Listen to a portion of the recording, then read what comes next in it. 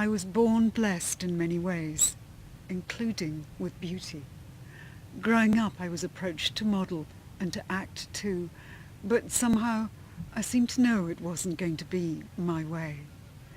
It wasn't until I was 40 that I realized that this work, whatever this work is, was going to be my work.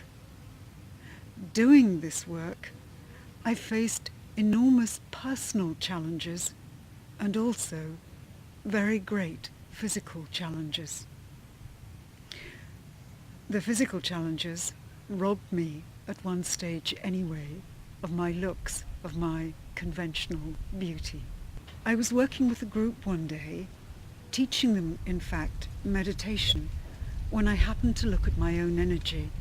Now, it was very rare for me to look at my own energy because the gift of seeing energy is given for the use. It's given to use for others. It's not given for oneself. But on this occasion, I did look at my own energy. And looking at my own energy, I saw darkness on the right-hand side of my face. I could clear it. I could direct energy at it and clear it, but it came back. The fact that it came back told me it was already in my physical body, and that left me no option. Had I been dealing with the client, I would have been very clear. You have to go to your doctor. You have a physical problem. I had to do the same myself.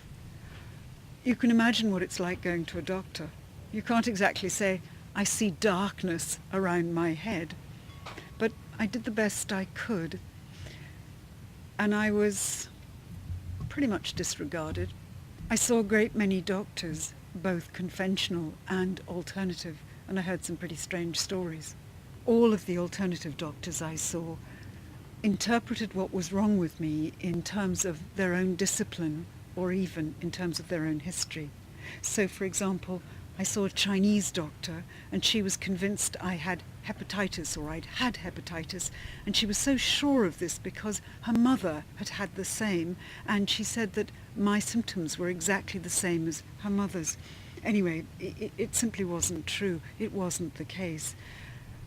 It was enormously frustrating to be passed from doctor to doctor, to hear so many different stories. I was even told I had a spiritual problem, and that was at the root of my ailment. As far as physical symptoms were concerned, I was tired, and tired in a way that I knew meant something was really the matter. I developed a tic in my eye, and later, as time went by, as the months went by, a slight tremor in my lips. The tic in my eye convinced my general practitioner, my family doctor, that in fact it was really all nerves. That, he said, was the evidence. The tic in my eye was just a nervous tic, and that was that. I saw experts though. I was checked for kidneys, I was checked for liver, I was checked for almost everything you could think of. And still nothing. And I got tireder and tireder.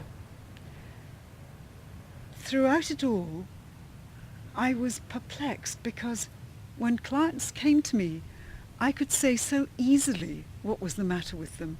It was as if my inner guidance, my connection spoke, and I could identify their problem with relative ease. But when it came to my own problem, it seemed as if I really wasn't receiving much guidance. The inner world seemed only to say to me, "Go on, beloved, go on," and nothing practical, no real directions. What was the matter with me? What should I do? Eventually, to my great relief, I started to receive messages, but the messages were perplexing.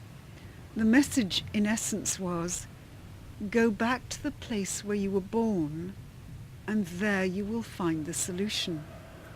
By that stage, I was very, very tired, and I sensed that death was drawing in, only nobody around me seemed to share that conviction at all.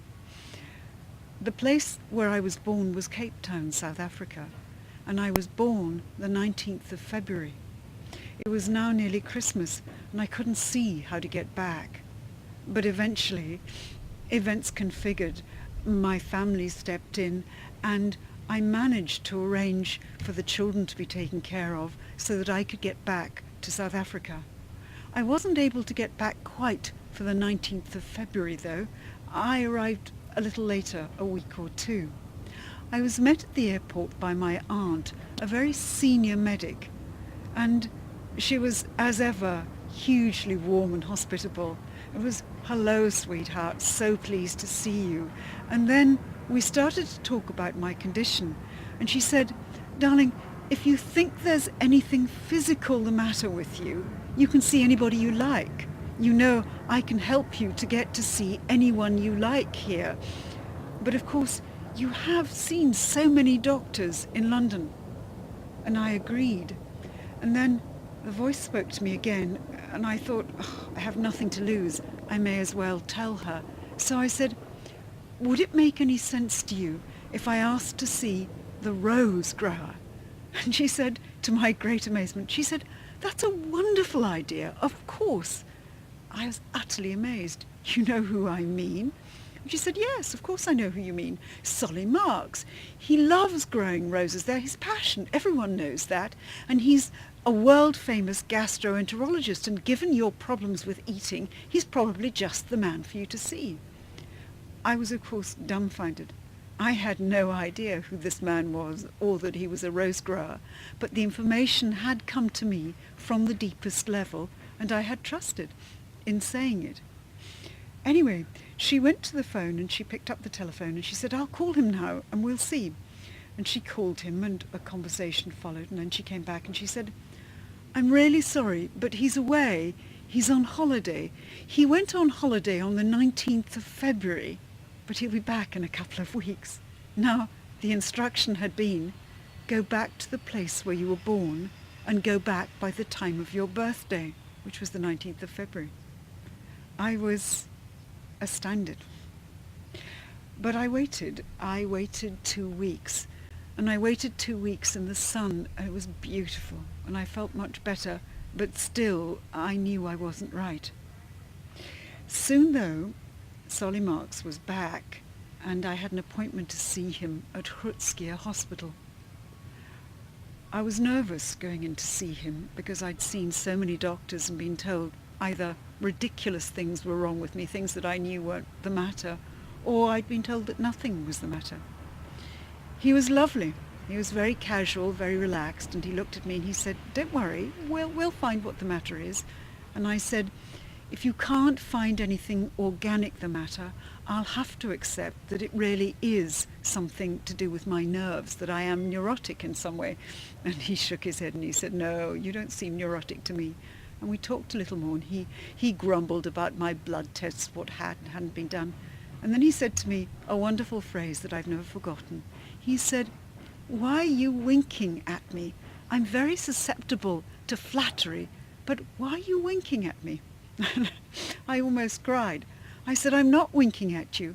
It's my eye. I have a tick in my eye. That's why they say it's just nerves." And he looked rather serious and he said, "This isn't going to hurt."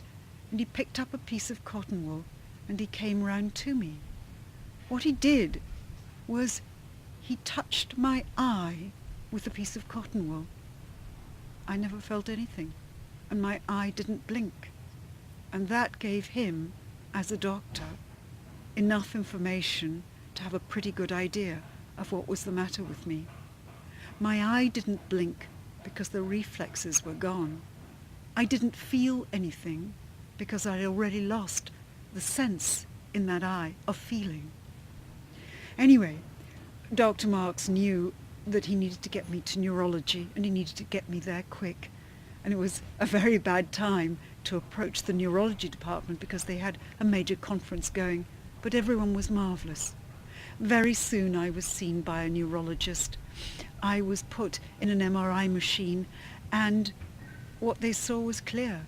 There was a huge tumour lodged in my brainstem, and the brainstem was curved in an oxbow around the tumour.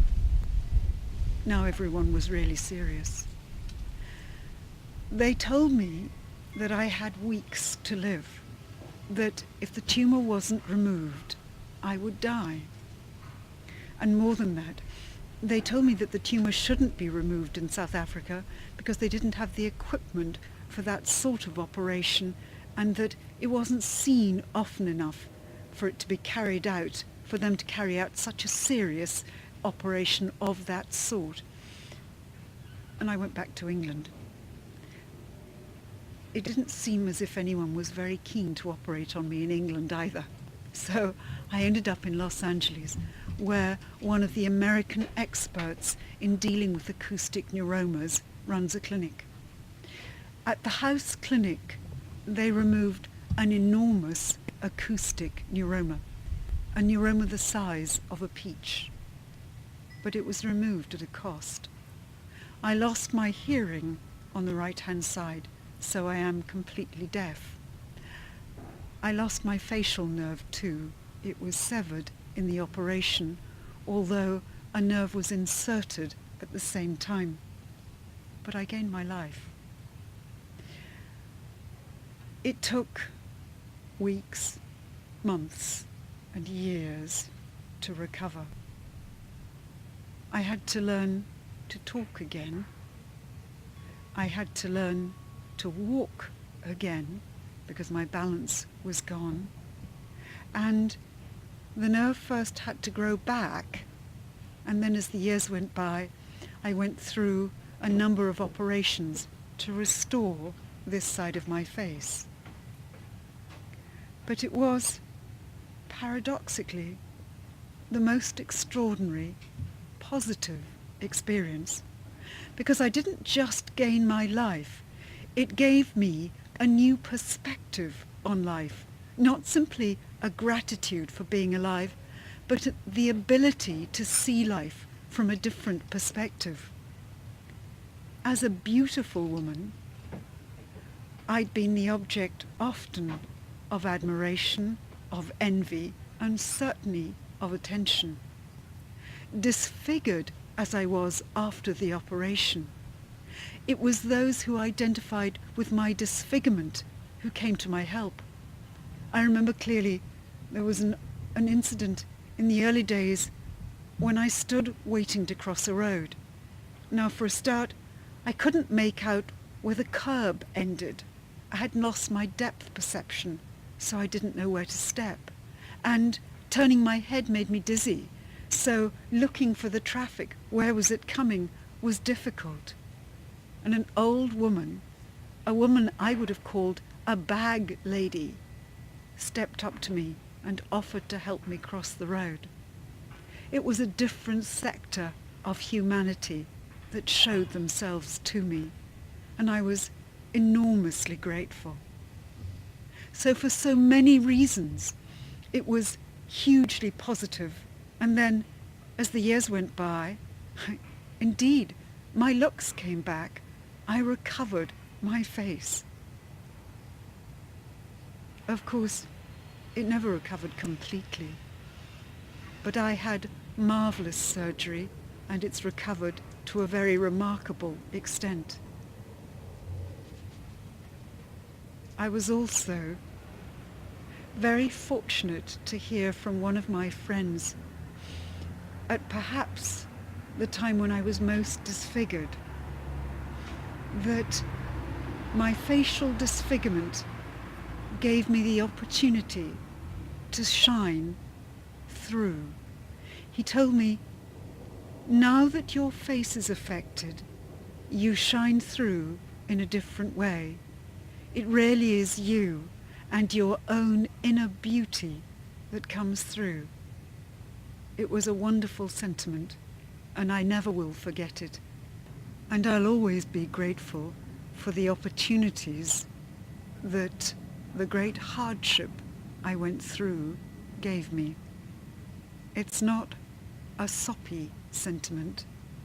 It's real. It brought great benefit. Illness isn't easy. Those of you who are suffering illness know exactly what I'm talking about. But there's always a benefit. There's always something to be grateful for. and I hope you're able to find the reasons to be grateful for what you're learning, just as I was able to find the reasons to be enormously grateful for what I learnt.